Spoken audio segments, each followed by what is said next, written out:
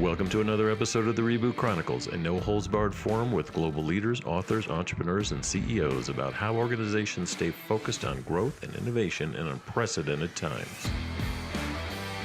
I'm your host, Dean Tobias, coming to you live from Reviv's North American headquarters in Chicago, and we would like to thank you for joining us from around the globe today. Welcome back, everyone. It's December 2020, and after personally dealing with coronavirus over the last month or so, I'm happy to say that I've survived and slowly getting my voice back. That we'll see how that goes today. You probably also noticed that I'm not in studio, but that's okay. We have a great guest on today, Jacqueline Parks, who is the CMO and EVP of Digital Studios Entertainment and Youth Group at ViacomCBS, tiny little company.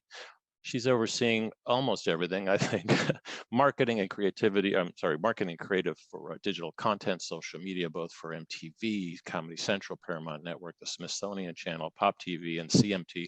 And I don't know, Jacqueline, they've probably given you some other things since we last talked, but you've got a lot going on there. Yeah, it's a super exciting time to be in the content business, despite this year that we've had, which has been certainly a year unlike no other, and hopefully a year we never replicate again. This year has continued to show kind of the creativity of our team and delivering world-class content around the world.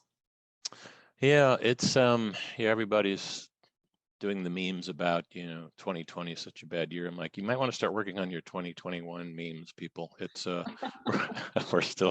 still got a ways to go, but we'll get through it. Very confident personally myself. So maybe just to since you have so much going on, I usually don't ask this question, but maybe just tell us a little bit about how you got there. And I know you're a content guru and one of my favorite categories, but just the kind of stuff you work on.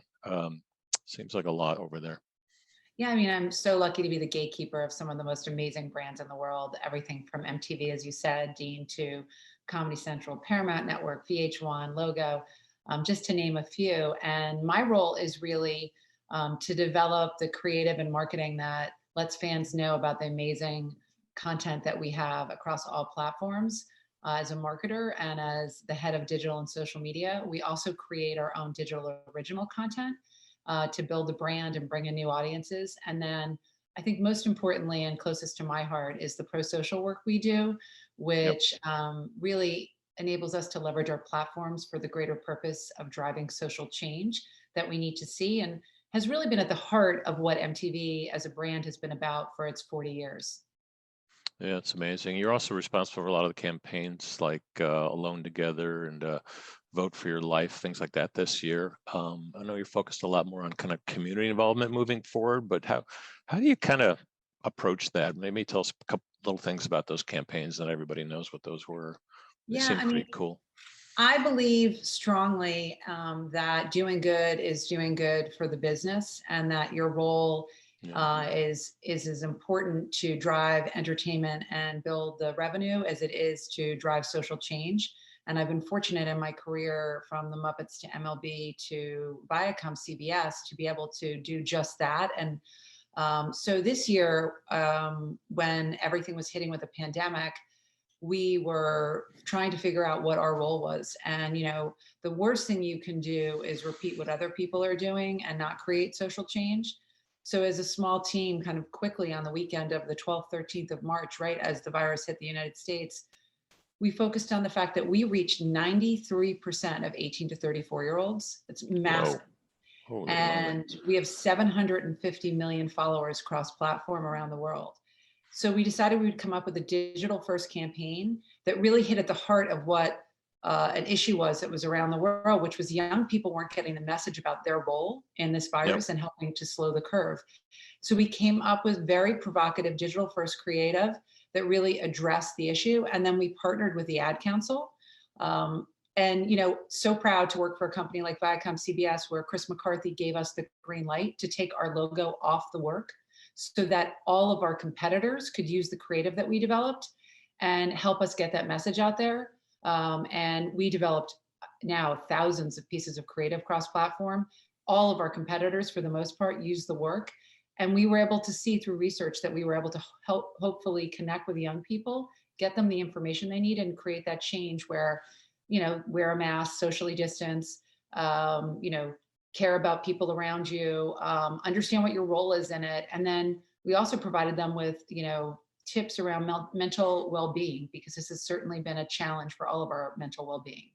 It's amazing. Definitely a lot stronger than CBS Cares kind of a thing. This is real stuff.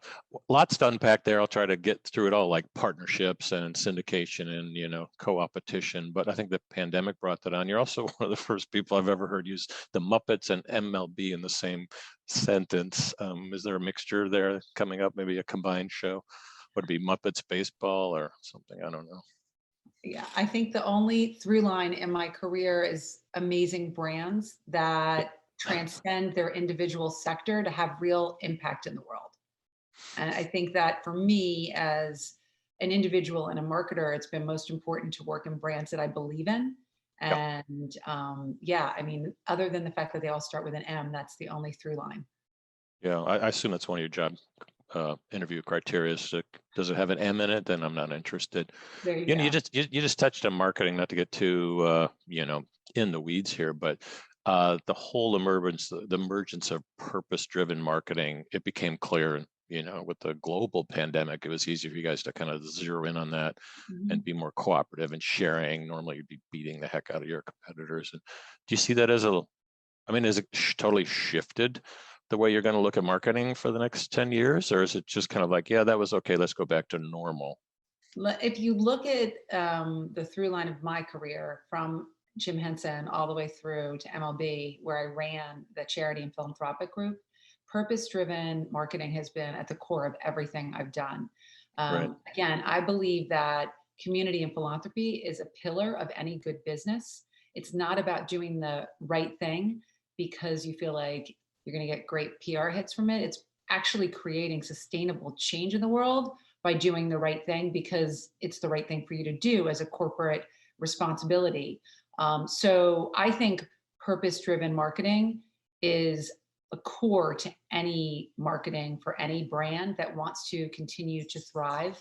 And I think the great thing about Generation Z is that they're the most socially minded generation, and they're demanding it of brands and businesses in a way that I think we should have been demanding it years ago. Yeah, exactly. Maybe dive into that a little bit. How do you differentiate your content, especially your social, because you're syndicating stuff all over social, rather than them coming to you, you're bringing content to them on social channels.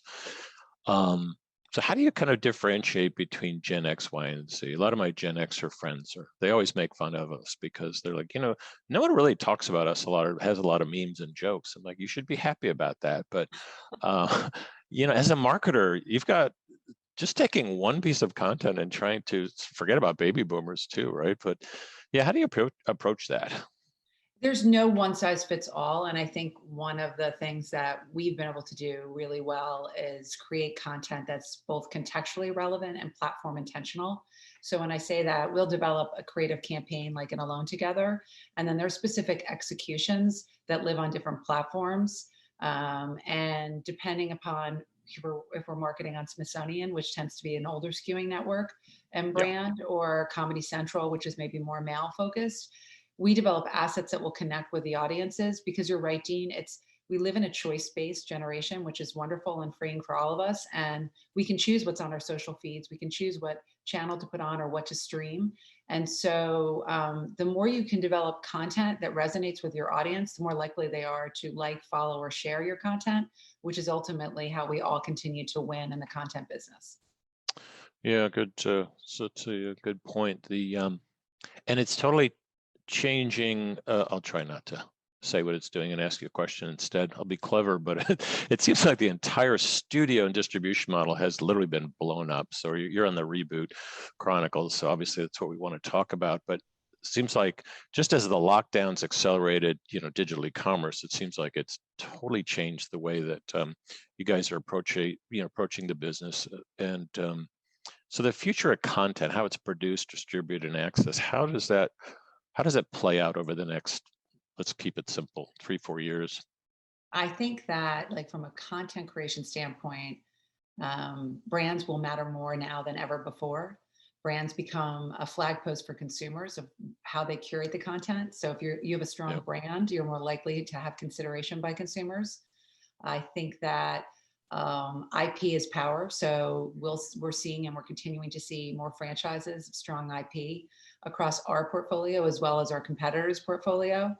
And I think ultimately creative culture will drive everything. So our ability to not just react, but thrive this year is due to the creative culture of the organization that I work for, that we've always been a creative first company. We make our content for every platform. We don't look to other people to make our content. That gives you a tremendous amount of power to thrive in a time when there's a tremendous amount of change happening around you. I think there's going to be, this is the last 10 years. I'm good friends with Professor Fader, and he talks all the time about customer centricity, right? And everybody Right. likes to think they're focused on the customer, but at the same time, they're trying to push to the customer what works for them. We are truly in the moment of customer centricity. And if you don't think about how the customer wants to consume your content, and you're thinking about old revenue models, you're not going to make it in the next 3 to 5 years. So, and I think CEOs across the company, CMOs across the industry need to really focus on the changing habits of the consumer. And I think this year they've radically shifted in a way that will ultimately be better for everyone. I know we talk about this a lot. I did at CES last year, which was CES 2020. Yeah. But then I sit down, like here, I'm in Mexico, we're on location interviewing some people, and I turn on the TV. I've got MTV, which I haven't watched in a long time. So let's talk about that in a minute. But I've got Fox and CNN and a news junkie, right? But it's all, it's just very serial, and it's got all the commercials. And it's like, we talk about it all, but it's still, you're pushing everything out. You've got to pay for stuff. And it's growing up in the cable business, as you've been exposed to yourself. It's, we always talked about the beauty of it and the targeting. It seems like the internet's done that, but there's so much TV that's still paying the bills, So how do you see advertising shifting? I mean, you spend a lot of time with advertisers, I know. 100%. I mean, listen, I think television still brings in scale in a way that no other platform does, and creates also quality control of where your advertisements are seen. Yep. And I think that still drives a large portion of our business, but it's not about either or, it's really about more. And, as you can get scale, I mean, think about it, the VMAs, not to tout our own horn, but two, the people who worked at MTV before me built an amazing digital engine that I've been able to develop. The VMAs this past year were the #1 social event in the entire year for entertainment. #2 behind the Super Bowl. Yeah, you guys Beat did out an the amazing job there. Beat out the Grammys, the Oscars, the DNC, the RNC. I mean, when you think about that, I'm a news junkie too, so we're kind of living in a moment for both of us, Dean. But when you think about the fact that the VMAs propelled to that level, and actually the best event in 2 years, Yep. That's astounding. And that to me tells you that people want quality content. And I would say 30 to 40% of the people that consumed it on digital don't have cable. And in order for brands and businesses to thrive, we need to intentionally market and develop content that resonates with those audiences where they are. And that's just what we did for the VMAs. And that's what we're going to continue to do. Yeah. Comparing yourself to the RNC and the DNC viewership, I don't know about that, but nice try. True. Nice try. But you definitely blew away the Oscars and a bunch of other things. No, it was actually a well choreographed show and well done. But you just touched on unbundling. As I've been running a social experiment, and one of the houses I live in, out of just totally by accident, I just didn't have time to get cable installed. So I've been running this experiment on myself for months, especially in lockdown with actually having the virus. I really couldn't go anywhere, right? And I don't miss it. I miss certain shows. I miss certain things, like you being a news junkie. So forget about me, but just as you look at X and Y and Z, let's just take Y and Z. Complete unbundlers, they look at me like, yeah, of course. What's a bundle? I want what I want when you want it. I'm like, yeah, but you can't get that.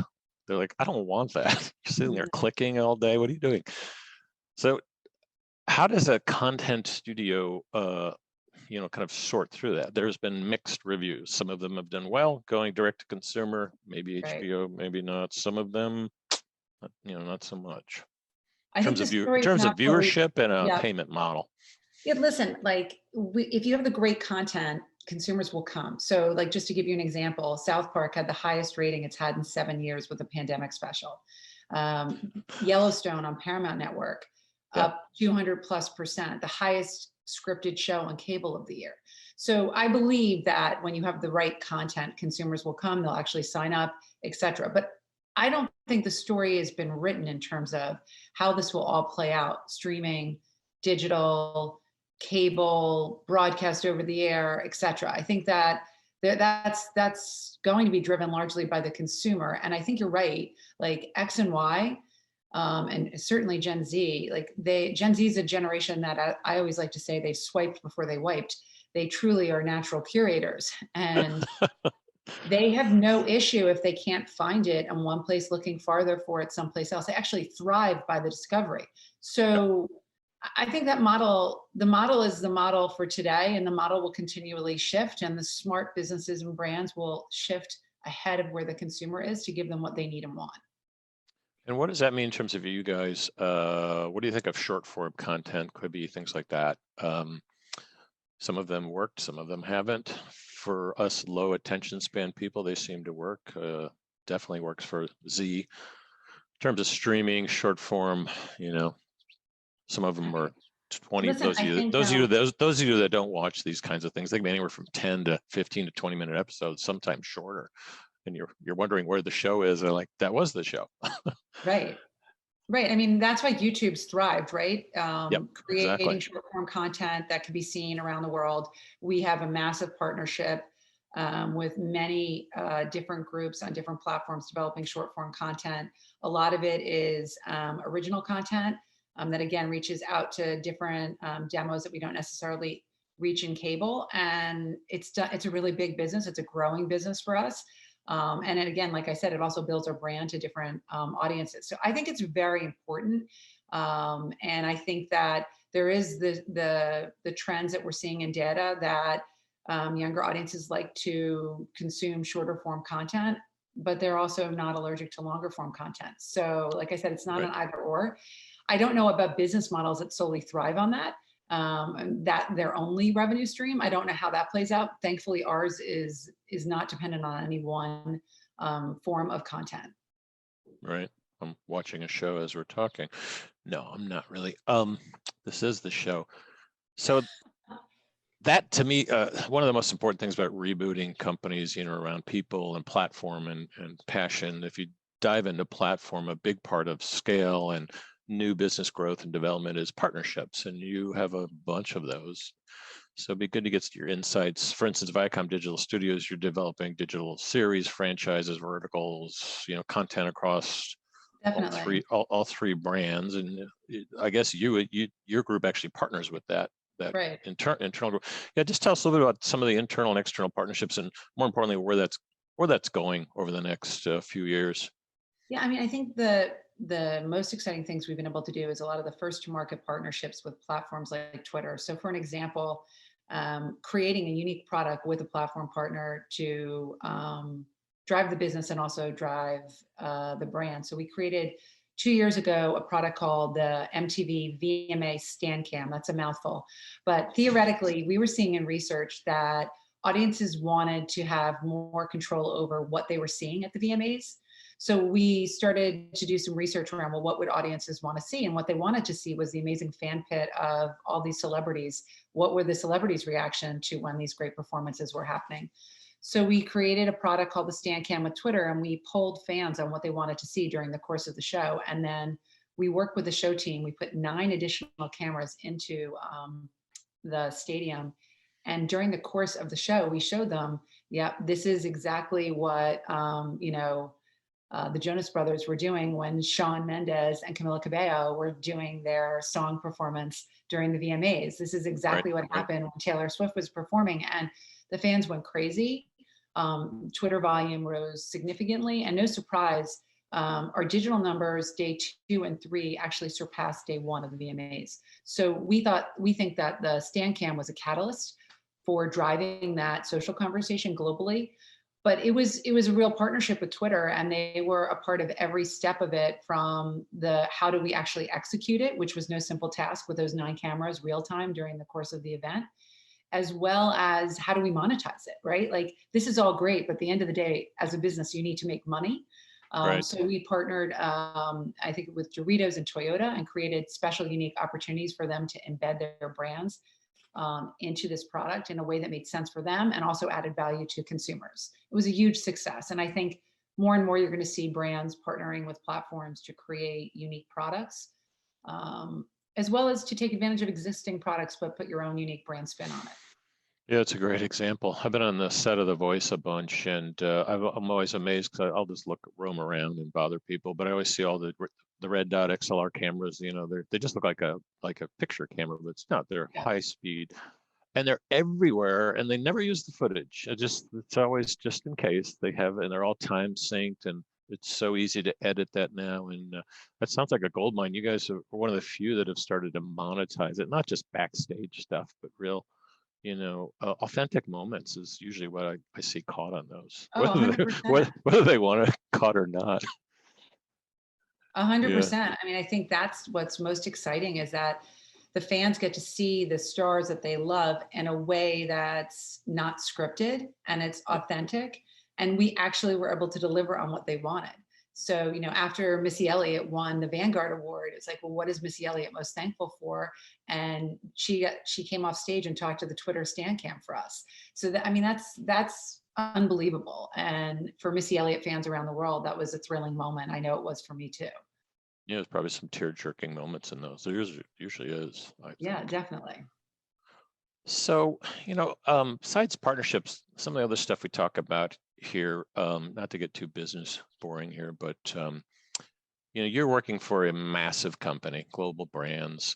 We call them BFSs. I teach this at Kellogg. So big, fat, and slow is, it's just the way these companies are. It's hard to get them motivated. But whenever I'm in a board meeting, I always say, but it's the connected tissue of those three that you have to worry about, which is irrelevance, obscurity, and decline. And some networks have declined, like MTV. You marched in there, and you're a rebooter. That's why you're here. You totally transformed it into something different. How do you think about that? And I guess what you do at MTV, and then just how can people think about when people like you and I we're always given crappy situations, like go in and fix this. It's like, can't you just give me something that's working? And they look at me and they go, well, you'd be bored. And I know you're the same way. Yeah, I think we both would, Dean. Coming into MTV, like, again, the brand is what intrigued me, and the opportunity and the reboot opportunity. And really thankful. Chris McCarthy, our president, is truly like, coming from sports, I always have baseball analogies, but he's the money baller of programming. He is. So, we have an amazing leadership team. And Judy McGrath, who used to be the head of the company years ago, always said that as an organization, as soon as you get it right with MTV, it's time to break it down and start again. So the DNA was there. We're a creative first organization, and it was my job to bring those elements back to the business and to kind of get the team and the culture to embrace the fact that we needed to break it all down so that we could build it back up together. And that's exactly what we've done. And it's been blood, sweat, and tears to do it, but a passion, pride, because again, not just driving the business, but we've driven the social conversation and created cultural change. And I think the secret sauce for our group is that, the Redstone family created this creative first organization that we're builders first. Yep. So I don't have to rely on anyone to shoot, direct, film, produce for any platform. It's all in-house. And that wasn't the way it was when I came, but it was the way it was in the early days of MTV. So it was really bringing that back in-house and bringing the world-class creatives and producers and designers in-house so that we could be reactive and we could be proactive in a way other brands aren't. And that's why we're winning. And I think as a move forward, companies in the content business that are going to win are going to be the creative first organizations. And I think people like me shouldn't be in a company more than 3 or 4 years, because I think you do need to break it down so you can build it back for every generation. Yeah, that's really good advice. You have to know where to go, and once you're there, you have to know when to leave. And most people don't. They weren't trained to, especially if they went to business school. Good Lord, they were taught to hang on for dear life. So that's an amazing turnaround story. Some of your other brands, maybe not as exciting as MTV. Those of us that grew up with MTV. I mean, was part of it just shifting on to the next generation, saying, "Hey, baby boomers, we got to go. See you later. Thanks for getting this started, but we have some other ideas," or is it still appealing to multiple age brackets? Yeah, Or I is think VH1? Yeah, VH1 was supposed to have been the grown-up one, and then I lost track of which does which now. But I when I love talk music. about, I love music, so I'm always checking them out. yeah, I think the thing was first to look at the numbers and the facts, and it was a hard swallow to look at the numbers and the facts in Mm. 2016. I Oh remember gosh. the Forbes headline that said no one wants their MTV or Comedy Central anymore. That wasn't necessarily true, but it was true in terms of scale of the decline. And I think when we looked at the numbers and the facts, the brands and IP that were doing the best for us were some of our franchise favorites, like The Challenge, Wild and Out on MTV, Yeah. The Daily Show on Comedy Central. So instead of trying to come up with the next one hit wonder, which the whole industry was chasing, we looked at IP has power. Let's build in that IP. Let's invest in that IP. And then let's launch new shows out of that. So instead of trying to do a self start, launch a new show at a time when the streaming industry was blowing up and everybody else was trying to look at new shows, if you look at the data in 2016, I think it was less than 5% of new shows actually made it. So the question is why? Why weren't they making it? And the reality was there was so much content that consumers were already connected to that they weren't giving the consideration opportunity to new IP. So the best thing we could do was to double down on our strong franchise favorites and then launch shows out of it. And we did just that with great success. We brought back Jersey Shore, we launched Floribama Shore out of it. We doubled down on The Daily Show with Trevor Noah. And across all platforms, Trevor Noah is actually the #1 socially engaged show. He has the highest level of engagement. The Yep. digital content that we have for The Daily Show is second to none. While some of the other late night shows may have bigger followings, if you look at what I think is the most important metric with digital and social, which is engagement and minutes viewed, we win. Yep. Yeah. So It's yeah, interesting during the pandemics. The big three networks, their late night talk show stuff has not. I don't know. I don't think it's been resonating. Where yours is definitely, your right place, right time. Whoever thought when you started Comedy Central that would be talk show format? It was comedian stand up and that was a scary stat. 5% don't make it through the pilot or first season. That's it was about boy. 5% in 2016, going from first season to second season. Just wasn't Well, happening. wasn't happening. What So I really want to thank you for being on. A couple of things I want to ask you at the end here is what type of advice would you give to these YZ, upcoming people coming out of college for a second job that actually want to get into media and content and all the fun stuff you're doing? I think the first thing is whatever company that you decide or brand you decide to work for, make sure that you believe in it, that the purpose of that organization aligns with your individual purpose, because if it does, you'll be able to do that much more with it.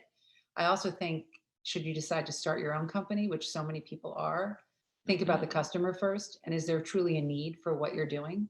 I was lucky enough to run the research department at MLB. So I like to look at customer trends and understand, I knew that I wasn't a man 18 to 34 when I was the CMO of MLB, understand really what their needs and wants are, and then be able to project forward. So coming out of college now, I think the most important thing is understanding kind of what you think your individual purpose is and how that aligns with any brand or business that you want to get into.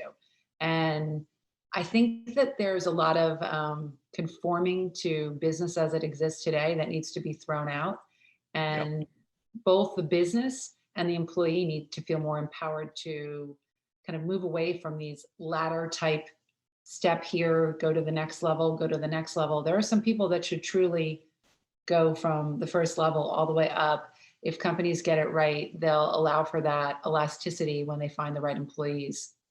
Yeah, exactly. I recommend a lot of the people, besides working for a BFS, if you must, also have another side gig on the side, and not really a hustle, but something that actually does engage you that might be relevant to the company. It might not, but it's often volunteering to startup, an incubator, accelerator, or whatever it is that turns you on. What about you? What's next for you? Speaking of Reboot.